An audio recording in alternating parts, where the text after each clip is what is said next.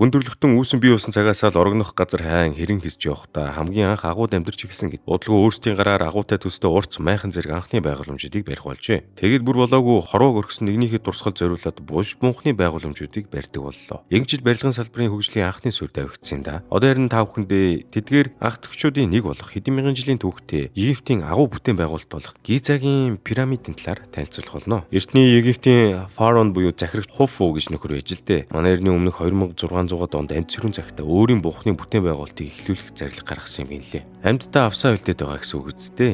Түүний зорилго нь жам ёсороо өгсөн хойноч өөрийгөө үр мөнхлөх хүсэлтэй байв. Тиймдээ ч маш чанартай бат бөх бунхныг барих шаардлага гарч иржээ. Тооцоогоор пирамид нь 146 м өндөртэй, суурийн талбай нь 230 м квадрат, эзлэгүүн нь 2.6 сая куб метр байдаг ба энэ сүрлэг байгууламжийг ямар ч механик техникийн тусламжгүй зөвхөн хүний гараар босгосон гэдэг нь үнэхээр сонирхолтой. Тиймдээ ч өнөө хүртэл үүнийг хэн барьсан, хэрхэн яаж өрсөн бэ гэдэг нь тунчиг адармаатай асуулт хэвээр байгаа. Гэхдээ эрдэмтэд яаж зүгээр сухавтай пирамидыг хэрхэн баригдсан талаар аль хэдийн хэд хэдэн таамаг дэвшүүлээд амжилтгүй авах. За тухайд мэрэгжлийн архитектор энэ төр гэх хүн байгаагүй нь ойлгомжтой ч байгууламжийн гүйцэтгэлийн үйл явцыг өдөрдөг хүн байсан гэж үзэж байгаа юм. Тэр нь Египтийн нэгэн хун тайж Хемино. Ингээд хун тайж хамгийн түрүүнд бүтээн байгуулах газраа сонглоо. Нэгдүгээрт Египтчүүд баруун зүгт үхлийн зүг гэж үздэг байсан учраас зүүн зүгийг сонгожээ. Хоёрдугаарт газар нутгийнхын ихэнх хэсэг нь эсрэг байсан тул Нийл мөрний чулуулаг их дээргийг сонгосон байна. Ингээд барилгын ажил эхлэх болоход ойролцоогоор 25,000 гаруй ажилчид хэрэгтэй гэсэн тооцоо гарлаа. Яасан ч өндөр тоо. Гэхдээ энэ тийм ч хэцүү асуудал байгаагүй маа.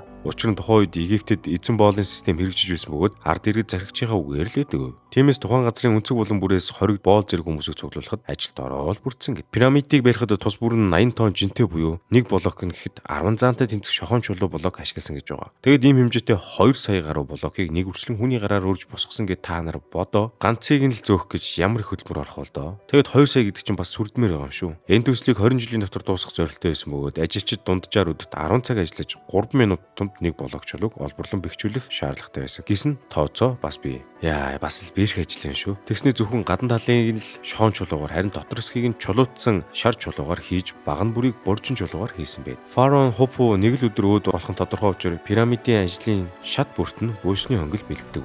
Буушны хонгил нь нийт 3 байдаг бөгөөд 3 дахьт нь жинхэнэ фараоны буш оршдог гэлцдэг. Тийм болоор ер нь яадаг ч байсан байна. Хонглууд гадагш гардаг налуу гарцтай байсан бөгөөд дотор засал чимэглэлийг хийхдээ чулууг олсоор татан зөөвөрлөдөг байсан гэсэн судалгаа авъя. Ийхүү барилгын ажил дуусны дараа пирамидыг цагаан шохон чулуугаар өнгөлж дээд хэсгийг нь алтан өнгөөр бүрсэн дэлхийд 2 дахь нар мандлаа гэсэн дэврэн утгатай гэн шүү. Хүний гараар бүтсэн хамгийн өндөр, хамгийн том байгууламж гэдэг энэхүү цогцлбор нь 4500 гаруй жилийн настай ч эвдэрлэгийн тал бараг хүртэлгүй өөрийнхөө шин чанарыг авч үлдсэн төдийгүй ЮНЕСКОгийн дэлхийн хувьд бүрдэгдсэн байдаг юм байна. Үнэхээр гайхалтай. Египтийн пирамидыг яаж барьсан талаар хэд хэдэн таамаг байдгийн нэг нь хайр гаргийнхын барьсан гэдэг бөгөөд үүнд итгэдэг хүмүүс ч цөөнгүй байдаг юм билээ. Таны бодлоор энэ том бүтээн байгуулалт хэдэн мянган жилийн өмнөх хүмүүс өөрсдийн гараар барьсан байх боломжтой юу? Та юу гэж бодож байна? Комент хэсэгт сэтгэлээ хүчээрэй.